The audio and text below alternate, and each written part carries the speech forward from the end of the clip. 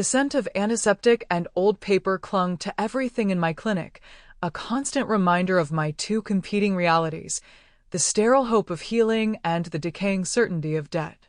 Every month felt like stuffing wadded-up napkins into a leaking pipe. My small speech therapy practice, Little Voices, was more than a business. It was a sanctuary I had built from drywall, secondhand furniture, and a mountain of student loans. It was also, I feared, a sinking ship. The eviction notice tucked under the blotter on my desk felt colder than the draft seeping through the old window frames. I was a specialist in communication, yet I had no words for the landlord that would conjure the thousands of dollars I owed him. I spent my days coaxing sounds from children locked in worlds of silence, then spent my nights in a silence of my own, staring at a ceiling full of cracks and a bank account full of zeros. The catalyst arrived on a Tuesday, delivered not by mail, but by a man in a suit that cost more than my car. He didn't introduce himself. He simply placed a thick manila envelope on my worn reception desk.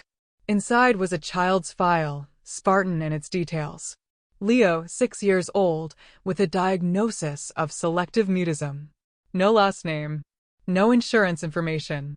Tucked behind the single sheet of paper were 50 crisp $100 bills. A note, typed in a severe, blocky font, read, "For the first month. Be available. You will be contacted. $5,000. It was enough to stop the leak, to pay the landlord, to breathe for another 30 days. It was also terrifying. Normal parents didn't pay in cash bundles delivered by silent men. Normal parents didn't omit their last names. But my desperation was far from normal. I took the file, and with it, I took a step off a cliff I couldn't see the bottom of. Leo was a ghost. A beautiful, fragile child with eyes the color of a stormy sea, so dark they seemed to hold the weight of a world I couldn't imagine. He arrived for his first session with a nanny who spoke in clipped, nervous sentences and never met my gaze. Leo himself was utterly silent. He didn't nod, didn't shake his head, didn't make a sound. He simply existed in the space I gave him, a perfect porcelain doll of a boy. For 2 weeks, we sat together in my small therapy room, surrounded by colorful puppets and wooden blocks. I spoke to him in a low, calm voice, never demanding a response. I told him stories. I built towers for him to watch. He communicated only with his eyes, a flicker of interest here, a shadow of sadness there. I was making no discernible progress, and the guilt of taking the money gnawed at me. Then, on the first day of the 3rd week, the door to the observation room, usually empty, clicked open. I glanced at the one-way mirror, but my attention was on Leo, who was tracing the shape of a wooden star with a delicate finger. The door to the therapy room itself swung inward. A man filled the frame, a presence so immense it seemed to suck the air from the room. He was tall, dressed in a black suit tailored with such precision it looked like a second skin over the hard muscle beneath. The scent of expensive cologne, something with notes of leather and spice, cut through the familiar smell of my clinic. It was a scent of power, of wealth so profound it was a weapon. His face was all harsh angles and shadows, a sculpture of brutal elegance, but it was his eyes that seized my breath. They were the same stormy sea as his son's, but where Leo's held a quiet sorrow, this man's held a tempest. He moved into the room without a sound, his gaze sweeping over the worn rug, the slightly faded animal posters on the wall, and me. It was an assessment, cold and thorough. He was the source of the money, the source of the mystery. He was Leo's father. He stopped a few feet away, his hands in his pockets, his posture relaxed in a way that was anything but. "He has not spoken," he said. It wasn't a question. It was a statement of fact, a verdict. His voice was a low rumble, gravel and silk, and it vibrated through the floorboards. My heart hammered against my ribs, a frantic bird in a cage. I kept my own voice steady, a professional mask I had perfected over years. Progress isn't always measured in words. He's engaging. He's comfortable in the space. That's the foundation. The man's eyes narrowed, fixing on me. I am not paying for foundations. I am paying for results. He took a step closer, and I had to fight the instinct to step back. He loomed over me, a predator evaluating its prey. He gestured towards his son, who had frozen, his small hand still on the wooden star. What will make him speak? Trust, I answered, my voice softer than I intended. And time. He's been through a trauma, it's clear. The silence is his shield. We can't just rip it away. I saw a flicker of something in his eyes, pain, maybe, or just anger. He reached out, not for me, but for a small, plush lion sitting on the shelf. He turned it over in his large, calloused hands. The contrast was startling. This man, who radiated such lethal stillness, holding a child's toy. Leo watched his father, his expression unreadable. I saw my opening. I knelt down, bringing myself to the boy's level. Leo, I said gently, my voice a murmur. Your dad is here. Can you show him the tower we built yesterday? For a moment, there was nothing. Then, slowly, infinitesimally, Leo turned his head and looked at the pile of colorful blocks in the corner. His lips parted, and a sound emerged. Not a word, but a breath, a tiny, almost inaudible puff of air. H-h-h, it was the beginning of a sound, the ghost of an effort. The man's head snapped towards his son. His entire body went rigid. I looked up at him, a sliver of triumph warming my chest. That, I whispered, is a result. He stared at Leo for a long moment, his harsh face unreadable. Then his gaze returned to me, and it was different. Sharper. More focused. He walked back to the door. As I stood up, ready to escort him out, he turned. His hand shot out, his fingers wrapping around my wrist. His grip was not painful, but it was absolute, a manacle of warm steel. The shock of his touch jolted through me, electric and terrifying. His thumb brushed over the frantic pulse at the base of my hand. What is your name? He asked, his voice low and intense. Alara, I breathed, unable to pull away. Alara, he repeated, the syllables tasting strange and significant in his mouth. He held my gaze for another second, his stormy eyes searching mine for something I couldn't name. Then he released me and was gone, leaving only the lingering scent of leather and a profound, trembling silence in his wake. The weeks that followed were a study in contradiction. I dreaded his return, yet a part of me, a foolish, reckless part, anticipated it. He didn't come back to the clinic. But his presence remained. The cash kept appearing, delivered by the same silent man. And Leo, my quiet, watchful Leo, began to open up. He started with whispers, single sounds that evolved into fragments of words. Blue car, more, each one was a victory, a tiny jewel I polished and presented to the stoic nanny at the end of each session. I was succeeding. I was saving my clinic. I told myself that was all that mattered. The illusion of safety shattered on a Thursday night. I was working late, catching up on paperwork, when a rock crashed through the front window of the clinic. The sound of shattering glass was like a gunshot in the quiet street. My heart leaped into my throat. I dropped to the floor, crawling on my hands and knees to the phone, my fingers fumbling as I dialed for the police. Taped to the rock was a piece of paper. On it, a single, terrifying word was scrawled in red ink, soon. It wasn't a robbery. It was a message. And I knew, with a certainty that chilled me to the bone, who it was for. The police were kind but unhelpful. Vandalism, they called it.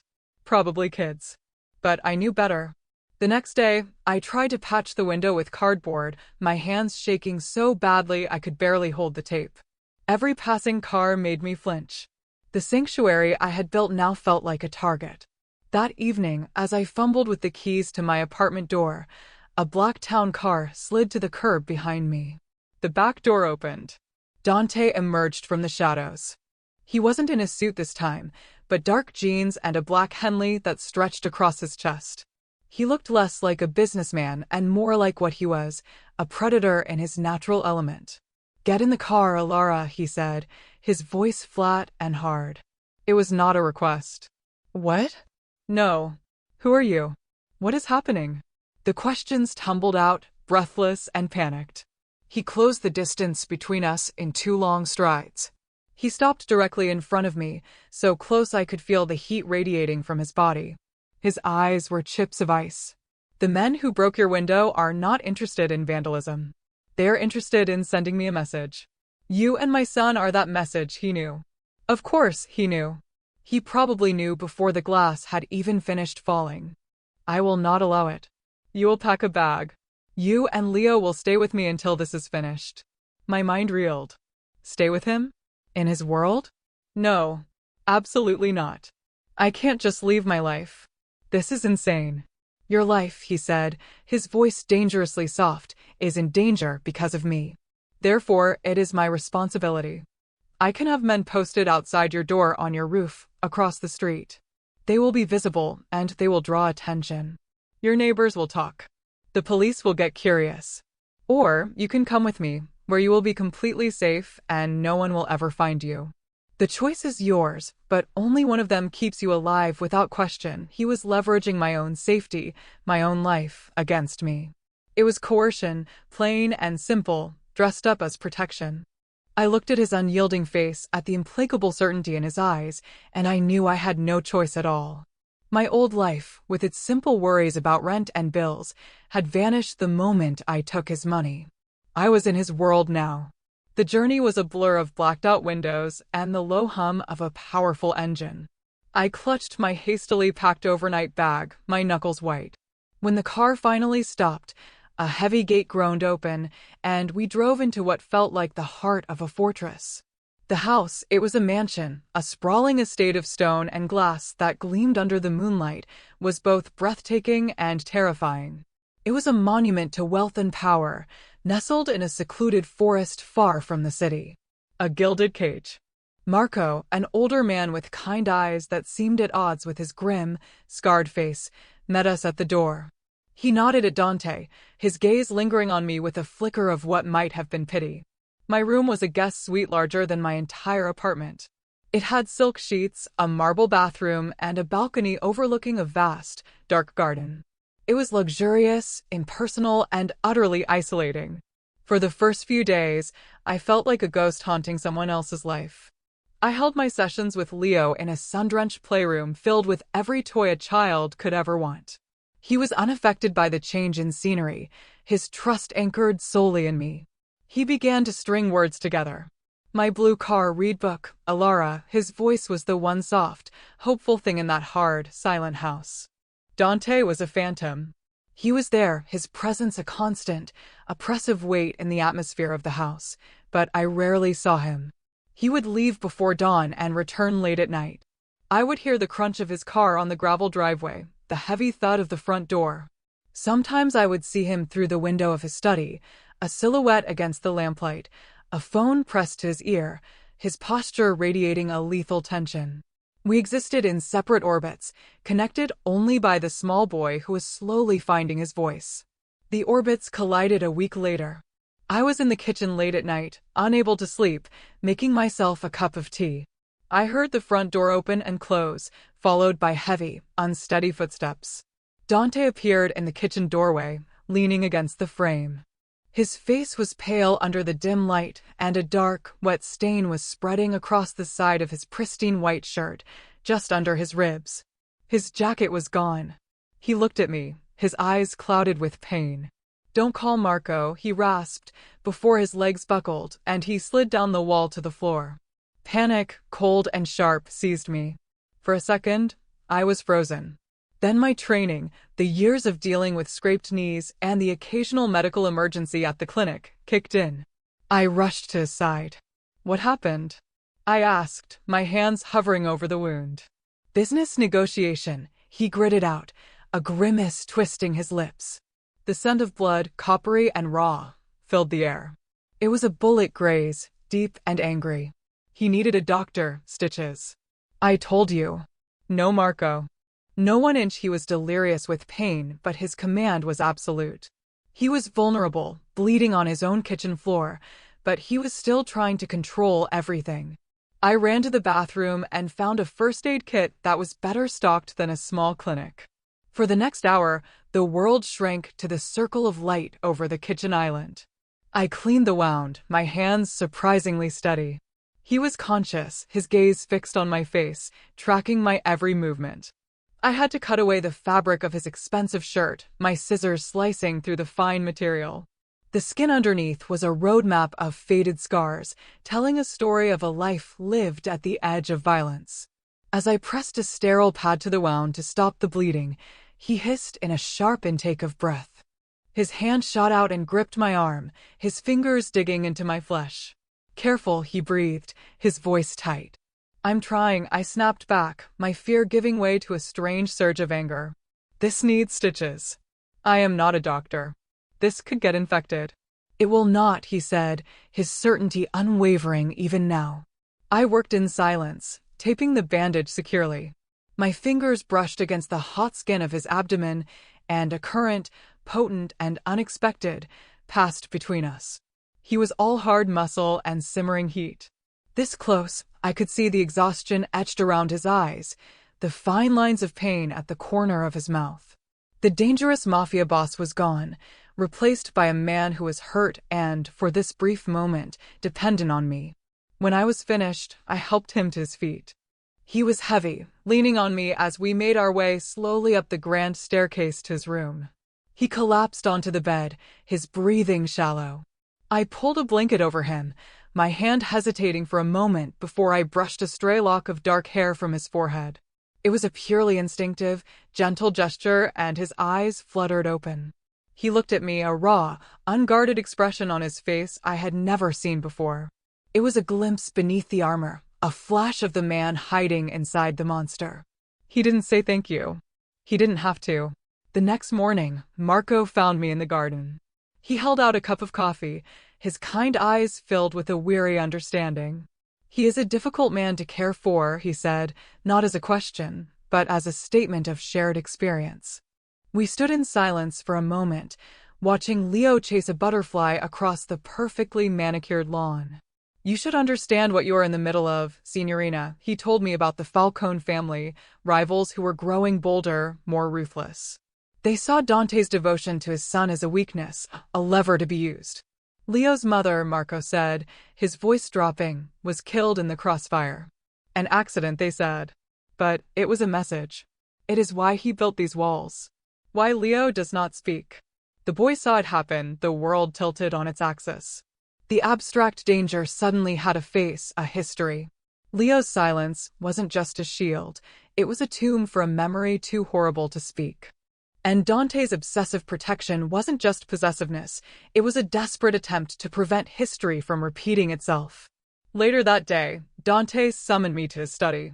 He was sitting behind a massive mahogany desk, looking pale but otherwise composed, as if the previous night had never happened. The room smelled of old books and his cologne. He gestured to a file on his desk. "I know you are $300,000 in debt from student loans and a failed business partnership with an ex-boyfriend who cleared out your joint account," he stated, his voice devoid of emotion. "I know your clinic is 2 months from foreclosure. I know your parents are deceased and you have no siblings. I know everything about you, Alara." A cold wave of violation washed over me, so intense I felt dizzy. He had dissected my life, laid it bare on his desk like a specimen. "Why?" I whispered, my voice trembling with a mixture of fear and fury. "Because I do not bring strangers into my son's life," he said, his gaze locking with mine. "I needed to know who you were. I needed to know if you were a threat, or if you could be trusted." He leaned forward, the intensity in his eyes pinning me in place. "What I found was a woman who has been fighting her entire life and has never given up. Not on her dream, not on the children everyone else has written off." It wasn't an apology, but it was something more. It was an explanation. It was a confession that his interest in me was deeper than a simple employment contract. He saw me. In that moment, I understood that he wasn't just protecting his son. He was protecting me, too, in his own brutal, controlling way. The gilded cage suddenly felt less like a prison and more like a strange, dangerous kind of sanctuary. The simmering war with the Falcones finally came to a head. Dante's plan was audacious and terrifying. He had learned through his network that Rico Falcone, the head of the family, believed I was Dante's lover, his new weakness. Falcone planned to make a move, to snatch me away and use me as leverage. Dante's plan was to let him try. "He's going to have one of his men contact you," Dante explained, his voice a low, serious hum as we stood on the balcony overlooking the dark woods. "A man pretending to be a potential new client for your clinic. He will ask to meet you at a cafe in the city. You will agree. You want me to be bait?" The words were a choked whisper. "You will be the safest person in the entire city," he promised, his hand coming to rest on my arm, his touch both a reassurance and a brand. "Marco and 10 of my men will be there, invisible. I will be there. Nothing will happen to you. We just need him to show his hand. To bring his people out into the open, he was asking me to trust him with my life." A month ago, I would have laughed in his face. Now, looking into his stormy, determined eyes, I found myself nodding. I was no longer just the therapist. I was a player in his deadly game. The call came the next day. The voice was smooth, professional. The request was exactly as Dante had predicted. My heart pounded a frantic rhythm against my ribs as I agreed to the meeting. The day of the confrontation was surreal. I was dressed in clothes Dante had provided, simple but elegant, designed to make me look the part of the powerful man's woman. Marco drove me into the city, his presence in the driver's seat a silent, steady comfort. The cafe was a quaint little place with checkered tablecloths. I sat at an outdoor table, a cup of untouched coffee growing cold in front of me. I felt 100 eyes on me, but I couldn't see anyone. The minutes stretched into an eternity. Then a black sedan pulled up across the street. 2 men got out. They started towards me. My breath hitched. This was it. Before they had taken 3 steps, 2 other cars screeched to a halt, boxing them in.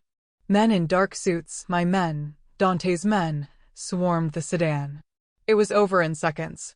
A silent, brutally efficient operation. I never even saw Dante.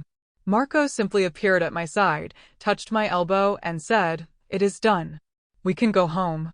That night, Dante came back late. I was waiting for him, sitting in the dark in the main living area. He walked in, his shoulders slumped with exhaustion. He had a fresh cut on his cheekbone, but his eyes held the clear, calm light of victory. The threat was over. Rico Falcone was, in Marco's delicate phrasing, no longer a concern. Dante stopped in front of me, looking down at me in the dim light. The space between us crackled with everything unsaid, with the danger we had passed through together. He didn't sit down. He simply stood there, a dark, powerful silhouette. "It's over, Alara. You're safe now." He slid a thick legal document onto the coffee table. "The building your clinic is in. I bought it. The deed is in your name. All your debts, business and personal, have been paid. You are free. You can go back to your life. No one will ever bother you again." It was everything I had ever wanted. Financial freedom.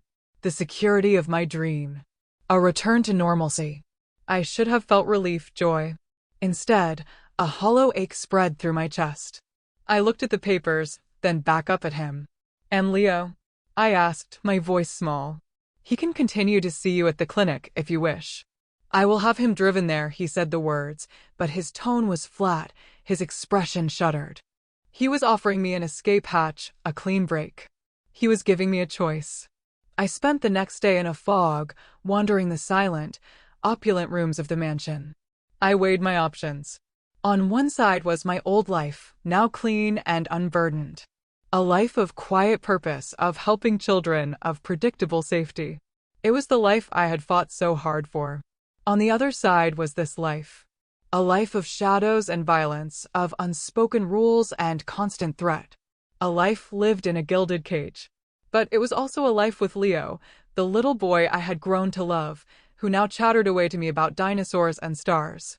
And it was a life with his father, a dangerous, difficult, and profoundly compelling man who had shown me a glimpse of the fierce protector beneath the ruthless exterior.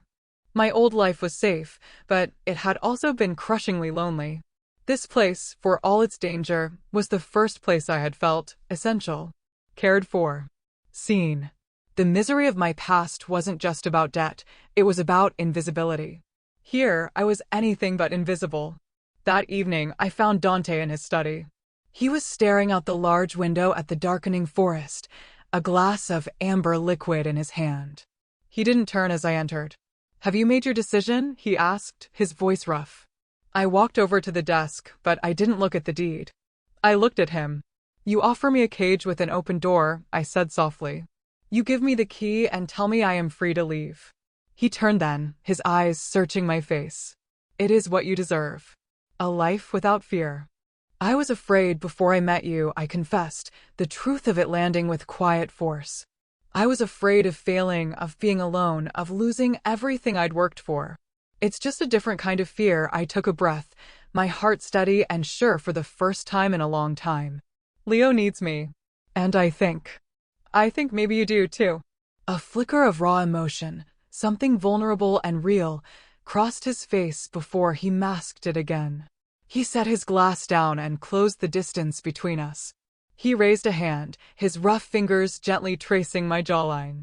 His touch was no longer a shock, but a familiar, grounding heat. To stay here, Alara, it is not an easy life. My life has never been easy, I replied, my voice unwavering. I just want it to be mine. He stared at me for a long moment, a silent conversation passing between us. Then he leaned down and his lips met mine. The kiss wasn't gentle. It was a claiming, a sealing of a pact. It was fierce and desperate, and filled with the pent-up tension of weeks of circling each other. It tasted of whiskey and danger and a desperate, undeniable need. When he finally pulled back, he rested his forehead against mine. "This will be your home," then he murmured, his voice thick with an emotion he would never name. Our home. I didn't need to sign the papers or pack a bag. My decision was made. I slid my arms around his neck, pulling him closer. The mansion no longer felt like a cage.